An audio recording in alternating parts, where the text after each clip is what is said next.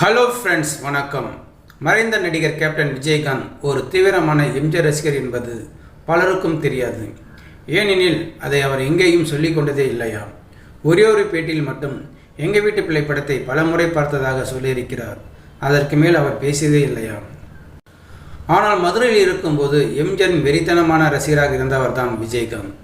எப்போது எம்ஜிஆர் படம் வெளியானாலும் முதல் நாளே பார்த்து விடுவாராம் விஜயகாந்த். நண்பர்கள் புடைசூழ தேட்டருக்கு போய் அலப்பறை செய்து கொண்டே படம் பார்ப்பது அவரின் வழக்கமாக இருந்ததாம். எங்கள் வீட்டு பிள்ளை, 1000ல் ஒருவன் உள்ளிட்ட பல படங்களை பலமுறை பார்த்து ரசித்திருக்கிறாராம் விஜயகாந்த். சினிமாவில் நடிக்க வேண்டும் என்கின்ற ஆசை வந்தது கூட எம்ஜிஆர் படங்களை பார்த்துதானாம். அதே நேரம் சென்னை வந்து வாய்ப்பை தேடி சினிமாவில் வளர்ந்த பின்னரும் அவர் எம்ஜிஆருடன் நெருங்கி பழகவில்லையாம்.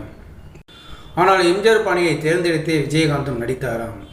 எம்ஜிஆர் போலவே ஆக்ஷன் கதைகள் நடித்து ரசிகர் மனதில் இடம் பிடித்தாராம் விஜயகாந்த். மெல்ல மெல்ல அரசியலிலும் நுழைந்து தனிக்கட்சி துவங்கி அரசியலிலும் ஒரு இடத்தை பிடித்தவர் தான் விஜயகாந்த். இது எல்லாமே எம்ஜிஆரின் ரூட் தான். இன்னும் சொல்லப்போனால் அவரின் பல படங்களின் கதை கூட எம்ஜிஆர் பட பாணியில் தான் அமைக்கப்பட்டுள்ளதாம். மதுரையில் இருந்தபோது மதுரை மாவட்ட எம்ஜிஆர் ரசிகர் மன்ற முக்கிய பொறுப்பில் இருந்தாராம் விஜயகாந்த். உலகம் சுற்றும் வாலிபன் படம் வெளியான போது இந்த படம் மதுரையில் ரிலீஸ் ஆனாலோ வெற்றி படமாக அமைந்தோளோ புடவை கட்டிக் கொள்கிறேன் என அப்போதைய மதுரை மேயர் முத்து அறிவித்தாராம். அப்போது அவர் திமுகவில் இருந்தாராம்.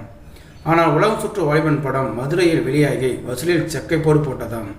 எனவே அதை கொண்டாடும் விதமாக மதுரை மாவட்ட எம்ஜிஆர் ரசிகர் மன்ற சார்பில் விஜயகாந்தும் அவரின் நண்பர்களும் 1 டஜன் புடவைகளை வாங்கி மேயர் முத்து வீட்டுக்கு அனுப்பினார்களாம். அப்போது மதுரையில் அது பரபரப்பாக பேசப்பட்டதாம். எம்ஜிஆருடன் நெருங்கி பழகவில்லை என்றாலும் அவரின் மறைவுக்கு பின் ஜானகி அம்மாவிடம் அன்புடன் பழகினாராம் விஜயகாந்த்.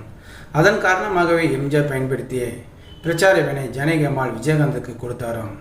கட்சியை ஆரம்பித்த போதும் பிரச்சாரம் செய்த போதும் அந்த வேனை தான் விஜயகாந்த் பயன்படுத்தினார் என்பது குறிப்பிடத்தக்கதாகும். ஸோ நேயர்களை, இந்த வீடியோ பார்த்துருக்க நீங்கள் வீடியோ பிடிச்சிருந்தால் லைக் பண்ணுங்கள், ஷேர் பண்ணுங்கள். வீடியோ பற்றின கருத்துக்களை கமெண்ட் பாக்ஸில் கமெண்ட் பண்ணுங்கள். அப்படியே பக்கத்தில் இருக்கிற பெல் சிம்லையும் கிளிக் பண்ணுங்கள். அப்போ தான் நான் போடுற வீடியோ அடிக்கடி வந்து ரீச் ஆகும். மறக்காமல் சேனலை சப்ஸ்கிரைப் பண்ணுங்கள். தேங்க்யூ, வணக்கம்.